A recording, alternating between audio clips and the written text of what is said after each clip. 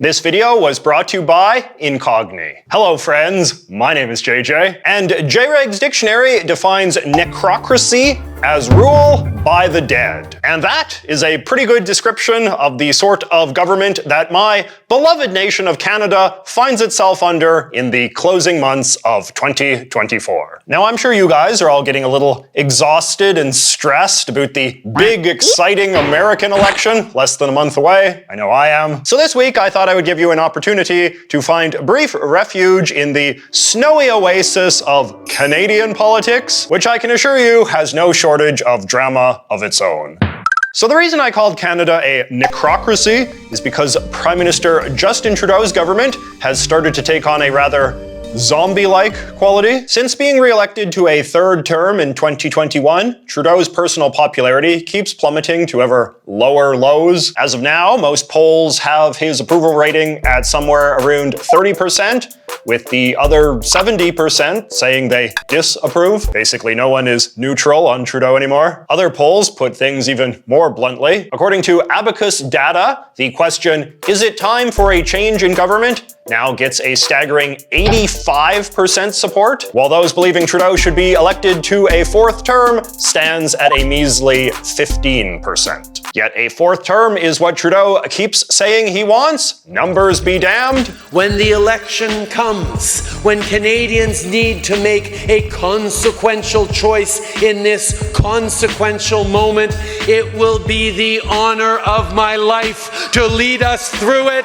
and continue building a better future. The rival Conservative Party is now polling at over 40%, which in Canada's multi-party system is usually enough to win something close to a big landslide in the Parliament. Other recent polls, in fact, suggest that Trudeau's Liberal Party could possibly come in third place in the parliamentary seat count, just given the inefficient way in which their votes are distributed across this country. The Conservatives under Pierre Poilievre, by contrast, could wind up winning an enormous supermajority, perhaps the biggest Conservative win in Canadian history, which would be quite the legacy for a progressive like Trudeau to leave. Trudeau's unpopularity is basically the defining fact of Canadian politics right now, and the one big truth that everything else in the political world is revolving around. The question is basically whether or not this state of affairs is sustainable, or whether the Canadian political system will eventually have to do something to get rid of an administration that most Canadians clearly do not want anymore. As the columnist Kelly McParland recently put it in the National Post,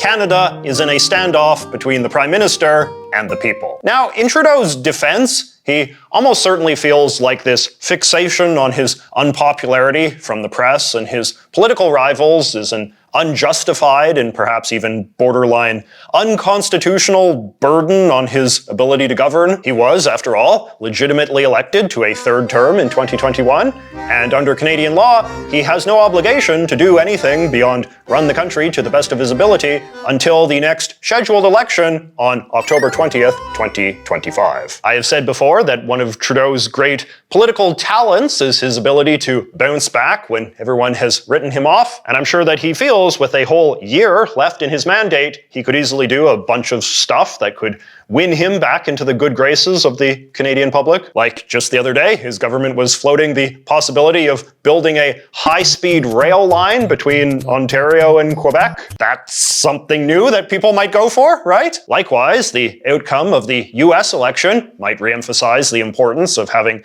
Canada represented by a stable and experienced leader to manage the critical portfolio of US-Canada relations, especially since the free trade agreement between our two countries is scheduled to be renegotiated in 2026. Trudeau likewise probably has a pretty strong sense of put up or shut up when it comes to his enemies. The Canadian news media can keep up a steady drumbeat of embarrassing headlines and columns about how unpopular he is, which could shame him into resigning before his term ends, or he could just shamelessly power through it. His political rivals, meanwhile, do not really have a lot of tools at their disposal to get rid of him. Trudeau only won a plurality of seats in the parliament in the 2021 election, which normally brings a fair degree of instability to prime ministerial administrations. Trudeau, however, was clever enough to do something never previously attempted in Canadian history, namely make a formal alliance with one of Parliament's other parties to give him a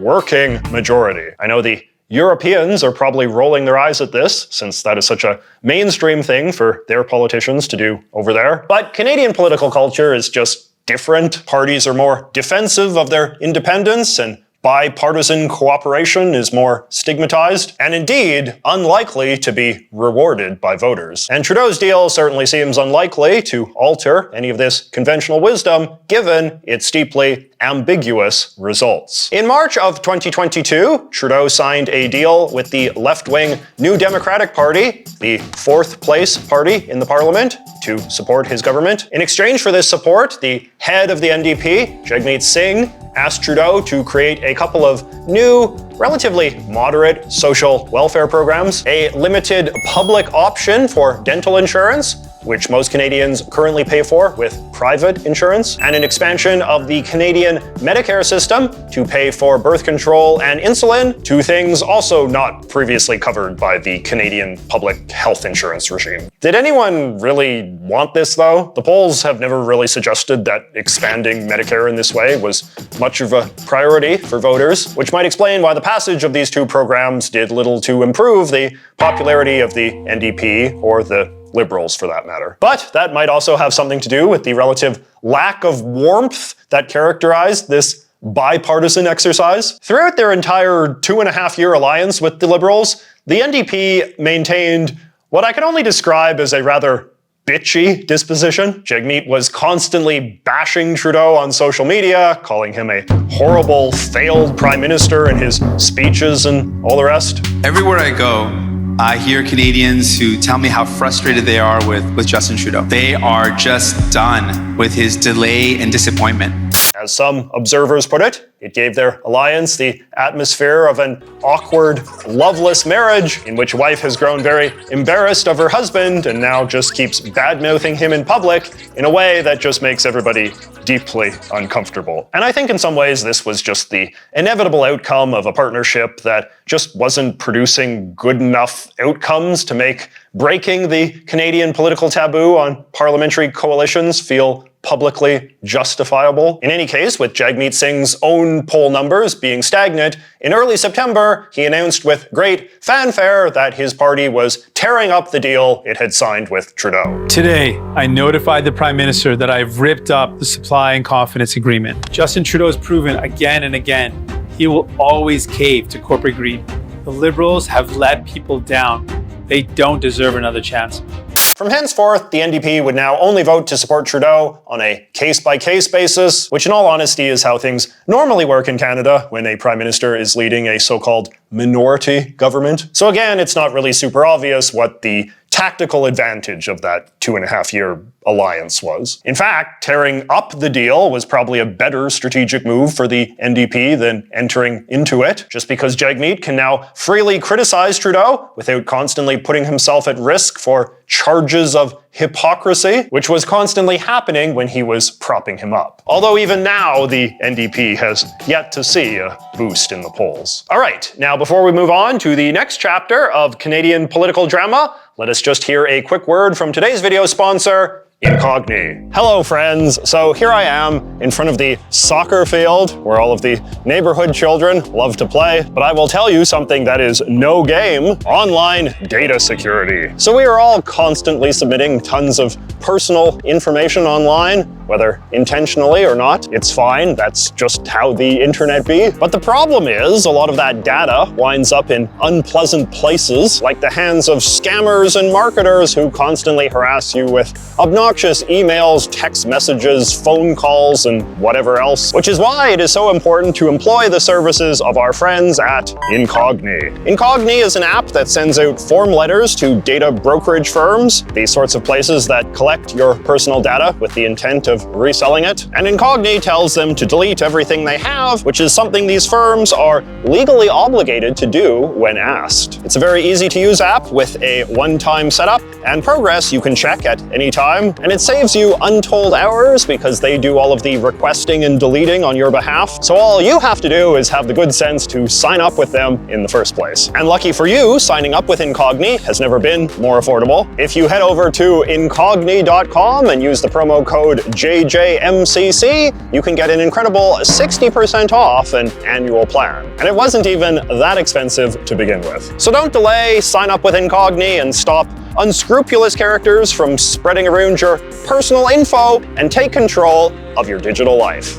Now, the guy most eager to point and cry hypocrisy at Jagmeet Singh was, of course, Pierre Poilievre, the head of the Conservative Party. He was clearly very excited by the NDP-Liberal breakup, just because it made it more likely that he could now convince the Parliament to pass a vote of no confidence in Prime Minister Trudeau. A vote of no confidence is, of course, the political mechanism allowing a Parliament to remove a Prime Minister who is deemed unfit to continue governing for one reason or another. Pierre has been gunning for one of these for quite a while, but with the parliamentary standings being what they are, he couldn't pass one with just Conservative votes alone. The big problem for Pierre, however, is that a successful non-confidence vote triggers an emergency election to elect a new Prime Minister, and he is the only guy who would benefit from that. As I said, the NDP's numbers remain very low, basically neck and neck with Trudeau's, so there's no obvious reason for Jagmeet to instigate an election that he would lose in a landslide and help bring a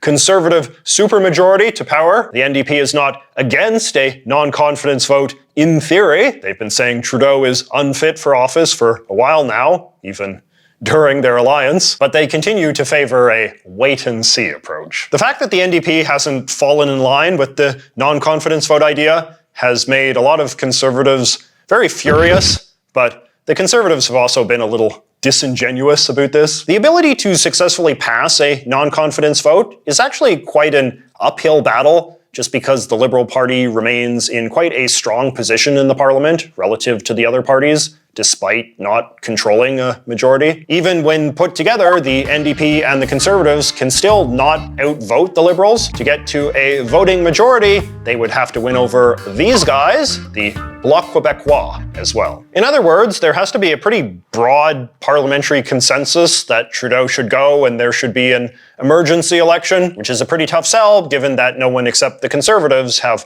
much to gain from that outcome. There has been some speculation as to what, if anything, it would take to get the Bloc Québécois, which is the Quebec Separatist Party on the Conservative side. The Bloc leader, YFB, has been relatively explicit in saying he just flatly prefers having Justin Trudeau as Prime Minister over Pierre Poilievre. Do you want to replace Justin Trudeau with Pierre Poilievre? The answer is no, is what he said when Pierre tried to organize a non-confidence vote a few weeks ago. That's the sort of thing that the NDP would never say openly. But because the Bloc Québécois doesn't really care what the rest of Canada thinks of them, YFB often speaks more bluntly about these sorts of things. Because the Bloc doesn't care about Canada, they also tend to favor somewhat more extractive policies from the Canadian government in terms of strong-arming the Prime Minister into getting more money and benefits flowing to Quebecers, which kind of undermines the need for separatism, if you ask me.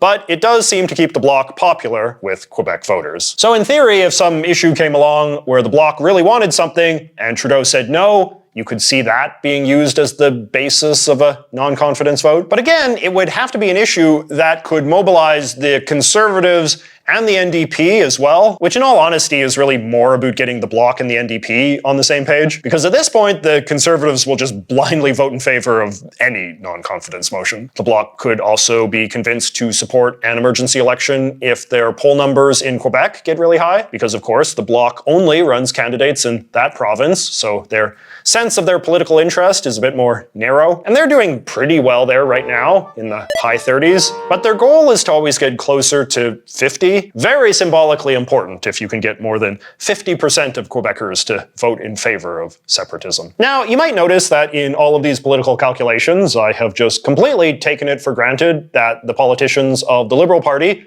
are in total lockstep behind Prime Minister Trudeau. And this is because they pretty much are. It's really quite remarkable that for all of the bad press Trudeau has gotten about his falling poll numbers, to say nothing of his party's embarrassing defeat in 2 special elections for parliamentary seats in Toronto and Montreal, which are must-wins for the party, the number of Liberal politicians who have called on him to step down is exactly 2. For a long time, it was just 1, a parliamentary backbencher from New Brunswick, who is not running for re-election. But as I was writing this, a second backbencher came out and said he wanted him to go too. So now we are at 2 out of 155. Now, to be fair, there have been rumors of quiet discontent growing within the ranks of the Liberal Parliamentary Caucus. Just last week, in fact, there was a rather underwhelming story that was nevertheless treated as huge news by the drama-starved Canadian press. According to the anonymously sourced report,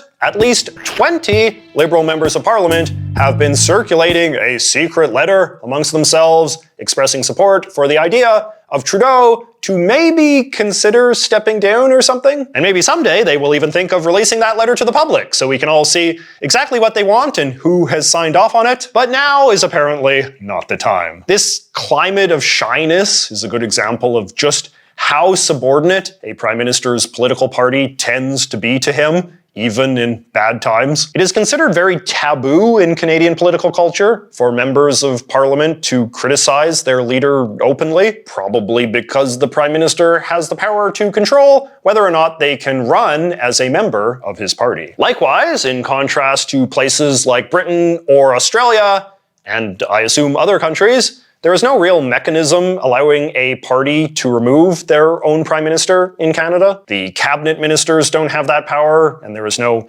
internal party impeachment process either. I mean, in theory, the rebel Liberals could vote with the opposition parties to trigger a non-confidence vote, but that never ever happens in Canada. And this is mostly because non-confidence votes have become more of a hack to force an emergency election for partisan reasons, as opposed to a way to actually get rid of a prime minister for good. Of the 6 Canadian prime ministers who were subjected to a successful non-confidence vote, all of them just ran for re-election anyway, and 2 of them even got back in. So what do you even accomplish voting against a prime minister of your own party if there is still a chance that he could wind up as your leader? That said, I am sure that there are many Liberals in the Parliament that sincerely believe what I said earlier, that Justin Trudeau is a very skilled politician with an underestimated talent at snatching victory from the jaws of defeat. And then there's the problem that if Justin Trudeau was forced out, it is not obvious who would replace him. The Deputy Prime Minister, Chrystia Freeland, would be the most obvious frontrunner, but there are worries that she wouldn't poll much better. I am sure that my American friends are having some deja vu right now, because this is, of course, exactly what they said about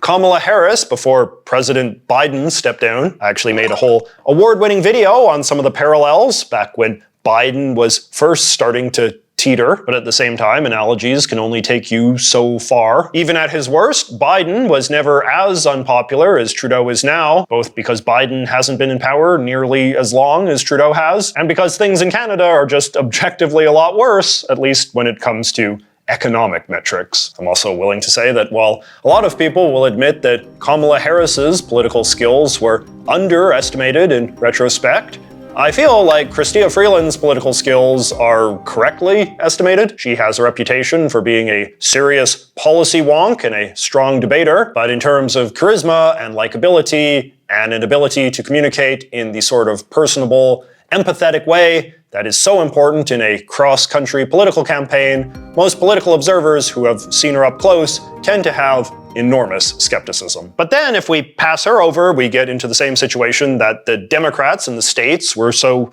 eager to avoid, which is some sort of big contested political battle royale to emerge as the new head of the party. And just as the Democrats were eager to avoid amplifying their own internal divisions, so too do the Liberals have considerable nervousness about going down this particular path at a time when they are already hardly projecting the most attractive image to the public. Debates involving Israel-Palestine, or America, or even Quebec could all prove pretty divisive for the party. But it is also true that the general election is still a whole year away, and that might be more than enough time to patch over some of these wounds. In my last video, I talked about how Canadians are often pretty hostile to prime ministers who inherit the job rather than get elected. But if Trudeau resigned in, say, early 2025, that would give a new prime minister a pretty unprecedentedly long time to govern before going to the polls, especially if the opposition parties remain unable to get their act together to non-confidence vote them. The other names you sometimes see thrown around as possible Trudeau replacements include Mélanie Joly, the foreign minister, Anita Anand, the head of the Treasury Board, and Mark Carney, the former head of the Bank of Canada. Despite the importance of their jobs, they are all quite unknown to the Canadian public, but if they were given much of the next year to introduce themselves, who can say? In conclusion, I honestly do not know what is going to happen in Canadian politics in the next 12 months. Who will be Prime Minister by this time next year? Will it still be Trudeau? Will it be Pierre Poilievre, elected in some emergency election? Or will it be a new Liberal Prime Minister working hard to rebuild the brand of an unpopular party? All I can say is I am making this video in a moment of relative uncertainty. It feels like the vibes are starting to change a bit, as the kids say. And Trudeau seems weaker now than he did even a few months ago, even though the fundamentals of the Canadian political system haven't really changed that much. The final option that I haven't mentioned is that Trudeau could always just use his powers as Prime Minister to reschedule next October's election at some earlier date, which would certainly spare the country a lot of political drama, but would also represent a willingness to roll the dice on his own political fate in a way that feels a little out of character. I suspect that is probably the least likely of the scenarios we've discussed, but what do you think? What is going to happen in Canadian politics between now and 2025? What should everyone do? Let me know in the comments, but be quick about it. Like I said, things are changing fast.